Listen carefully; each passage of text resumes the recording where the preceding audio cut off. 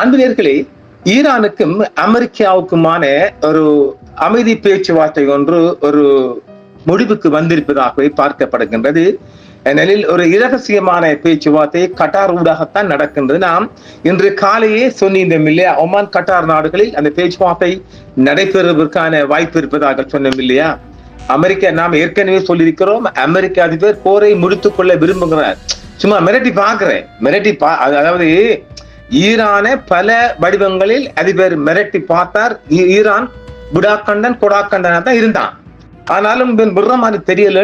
அமெரிக்க அதிபருக்கு ராணுவ தளபதிகளின் அழுத்தம் ஒரு புறம், அமெரிக்காவுக்குள் அழுத்தம் ஒரு புறம். எனவே போரை ஒரு முடிவுக்கு கொண்டு வரும் எண்ணத்தில் அமெரிக்க அதிபர் இருக்கின்றார். அதற்காகத்தான் ஒரு இடைத்தரகராக பாகிஸ்தானின் ராணுவ தளபதி ஏர் மாஸ்டர் முனீம் அசீர் அவர்களை ஒரு பேச்சுவார்த்தை அழைத்திருந்தார். அவர் நல்ல ஒரு தோஸ்து, கூட்டாளி, நண்பர், அமெரிக்க அதிபரின் நண்பர்.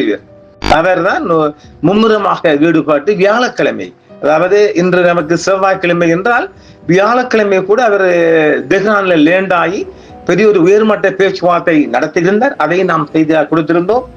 இன்று திங்கட்கிழமை நாம் ஒரு இறுதி முடிவு என்று சொல்லு இல்லையா.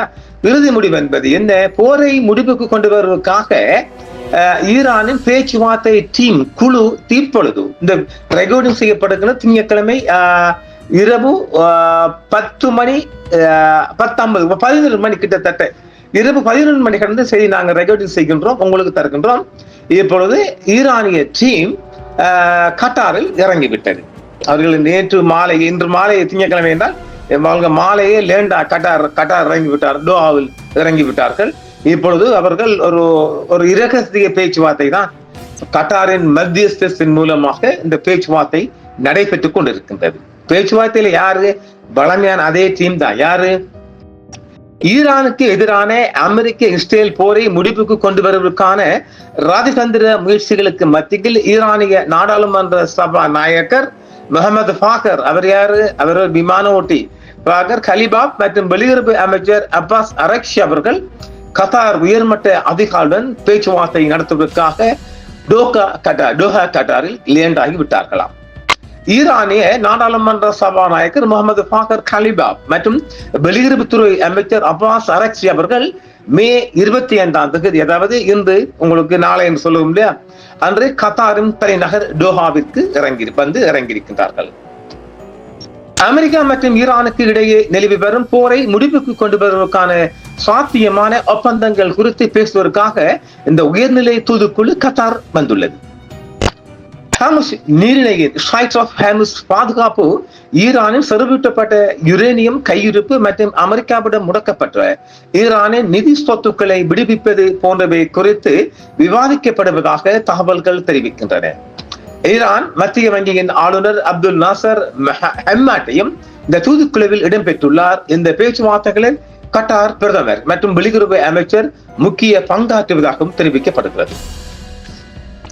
இந்த பேச்சுவார்த்தைகள் அமெரிக்கா மற்றும் ஈரானிடையே நீண்ட நாட்களாக தொடரும் என்றும் பதற்றத்தை தணிப்பதற்கான ஒரு முயற்சியாக பார்க்கப்படுகிறது. எனினும் ஒப்பந்தம் கையெழுத்தாவது குறித்து இரு தரப்புமே இன்னும் உறுதியாக அறிவிப்புகளை வெளியிடவில்லை. அதாவது ஒரு 10 நாளோ 2 வாரமோ இந்த பேச்சுவார்த்தை தொடர்வதற்கான வாய்ப்பு இருக்கின்றது. அதாவது இந்த பேச்சுவார்த்தை அமெரிக்காவில் நேர பேசப்படுறது இல்லையா, அவங்க ஆன்லைன்ல போட்டு பேசுவாங்க. பேசிட்டு கடைசியாக முஸ்தபா கமாண்டின் ஒப்புதல் பெறுவதற்காக இந்த டீம் மீண்டும் தெஹ்ரான் வந்து மீண்டும் கட்டார் போவார்கள். தற்பொழுது கட்டார் அமெரிக்காவிற்கும் ஈரானுக்கும் இடையே ஒரு மறைமுக மத்தியஸ்த இன்டைரக்ட் மீடியேட்டர் செயற்பட்டு வருகிறது. அதாவது அமெரிக்கா மற்றும் ஈரான் அதிகாரிகள் ஒரே மேசையில் அமர்விற்கு பதிலாக கத்தார் அதிகாரிகள், அமைச்சர்கள் இரு தரப்பிடம் தனித்தனியாக பேசி செய்திகளை பரிமாறி வருகின்றனர். அமெரிக்கா இந்த பேச்சுவார்த்தைகளில் ஆர்வம் காட்டியுள்ள போதிலும் ஒரு உடன்படிக்கையை எட்டுவதற்கு முன்பாக பல சிக்கல்கள் தீர்க்கப்படும் என்பதில் உறுதியாக உள்ளது. அமெரிக்க அதிபர் டொனால்ட் ட்ரம்ப் அவர்கள் இது மிகவும் சிறந்த மற்றும் அர்த்தமுள்ள ஒப்பந்தமாக இருக்க வேண்டும் என்றும் தெரிவித்துள்ளார். கத்தார் பிரதமர் மற்றும் பிற உயர் அதிகாரிகள் இரு நாடுகளுக்கும் இடையே எதிர்காலத்தில் நேரடி சந்திப்பை டைரக்ட் மீட்டிங் ஏற்பாடு செய்ய முயற்சிப்பதாக செய்திகள் தெரிவிக்கின்றன. ஆனால் தற்போதைய கட்டத்தில் ஈரான் தரப்பு மற்றும் கட்டாரில் தங்கி பேச்சுவார்த்தைகளை நடத்தி வருகின்றனர். ஈரானிய தூதுக்குழு மே 25 திங்கட்கிழமை இன்றைய இரவு தெஹ்ரானுக்கு திரும்புவதாக செய்திகள் வெளியாகல போயிலும் அவர்கள் முன்கூட்டியே கட்டாரில் லேண்ட் ஆகிவிட்டார்கள். சுருக்கமாக சொன்னால் அமெரிக்கா மற்றும் ஈரானிடையே ஒரு உடன்பாட்டை எட்டுவதற்கான கட்டமைப்பு உருவாக்கப்பட்டு வருகிறது. இந்த சூழலில் உங்கள் நலன்கள், அதாவது ஈரானின் நலன்கள் குறித்தும் மக்களுக்கான நலன்களாக இருக்கும் என்று ஈரான் தெரிவிக்கின்றது. அமெரிக்காவுடனான பேச்சுவார்த்தைகளில் உயர்மட்ட பேச்சுவார்த்தைகளான கலிபாப் தலைமையான ஈரானிய குழு திணிக்கப்பட்ட போரை முடிப்புக்கு கொண்டு வரும் நோக்கில் பாகிஸ்தானின் மத்தியஸ்த முயற்சிகள் மூலம் சமீபத்திய வாரங்களில் தொடங்கி அதுவரை தொடர்ந்து நடைபெற்று வரும் ஒரு ராஜதந்திர செயல்முறையின் ஒரு பகுதியாக திங்களன்று கட்டார் தலைநகருக்கு வந்தடைந்துள்ளது என IRGC செய்தி வெளியிட்டுள்ளது. சட்டவிரோத ஆக்கிரமிப்பு போரை முடிவுக்கு கொண்டு வருவதற்கான சில அம்சங்கள் குறித்து கட்டார் மூத்த அதிகாரியுடன் ஈரானிய குழு கலந்தாலோசனை நடத்த திட்டமுள்ளதாக அந்த செய்தி தெரிவித்திருக்கின்றது. இதற்கிடையில் Qatar emir Sheikh Tamim bin Hamad Al தானியை இந்த குழு சந்திக்க திட்டமுள்ளதாகவும் செய்தி வெளியிட்டுள்ளது. அமெரிக்க இஸ்ரேலிய ஆக்கிரமிப்பை முடிவுக்கு கொண்டு வருவது மற்றும் ஈரான் மீதான தடைகளை நீக்குவது தொடர்பான பரஸ்பர பிரச்சனைகள் மற்றும் தலைப்புகள் பேச்சுவார்த்தையின் நிகழ்ச்சி நிலையில் உள்ளன என்றும் அது கூறுகிறது. ஈரானிய மத்திய வங்கியின் ஆளுநர் அப்னோஸ் நசர் ஹெம்மாட்டையும் தூதுக்குழுவிடம் சென்றிருக்கின்றார்.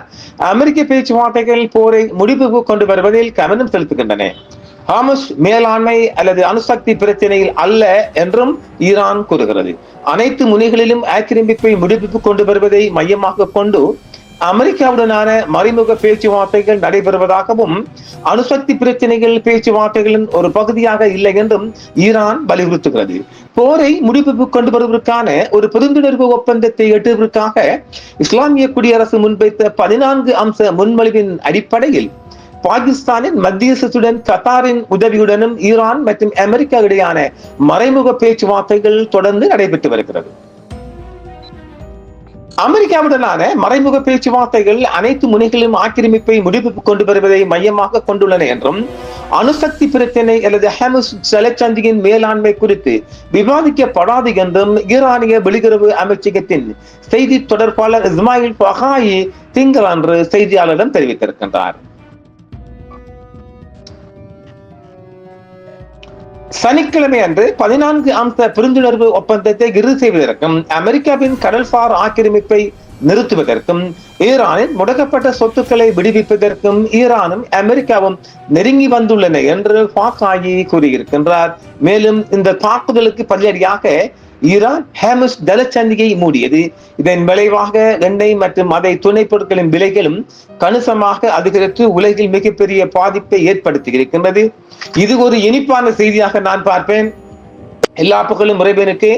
பாகிஸ்தானிய ராணுவ தளபதி ஏர் மார்ஷல் அசீம் முனிர் அவர்கள் இதில் மும்முரமாக இருக்கின்றார். அவர் தெஹ்ரான் லேண்ட் ஆகி மிகப்பெரிய ஒரு பேச்சுவார்த்தை நகர்வு செய்திருந்தார்.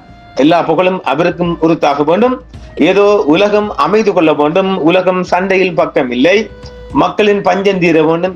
எந்த சண்டை வந்தாலும் இளங்கட பஞ்சம் தீர போறல, அது இன்னும் அதிகரிக்கத்தான் போகுது. அது நாங்க செய்தியா தாரோம். ஏனெனில் நாங்க தந்திருக்கிறோம், 4 மாதங்களுக்கு மேலே தந்திருக்கிறோம். இப்ப இருக்கிற டொலர் நெருக்கடியை அதை நாங்க ஆதாரம் வச்சு காட்டுவோம். ஆக மிகப்பெரிய ஒரு நகர்வு கட்டாருக்குள் நடைபெற்று வருகின்றது. இறைனை வேண்டிக் கொள்வோம். அநேகமாக ஒரு எதிர்பார்க்கப்படுகின்ற என்றால் அமெரிக்க அதிபர் விரும்புகின்றார் ஒரு அமைதி எக்ரிமெண்ட் சாத்தியமாகட்டுமாப்பா, மனிதன் நிம்மதியான பார்ப்போம். இன்னும் பல செய்திகள் வெளிவந்தாமல் இருக்கிறது. இன்று உங்களை 9 மணிக்கு மீண்டும் சந்திப்போம். நன்றி நேயர்களே. என்றும் உங்களுடன் சன்ரைஸ் இந்தியா டிவி சப்ஸ்கிரைப் பண்ணுங்கள், பெல் பட்டனையும் கிளிக் செய்யுங்கள். உங்கள் ஆதரவே எங்கள் சேவை. ஆதரவு தாருங்கள், அரவணைப்போம். மறக்காம சர்ப்ரைஸ் பண்ணுங்க. தேங்க்யூ.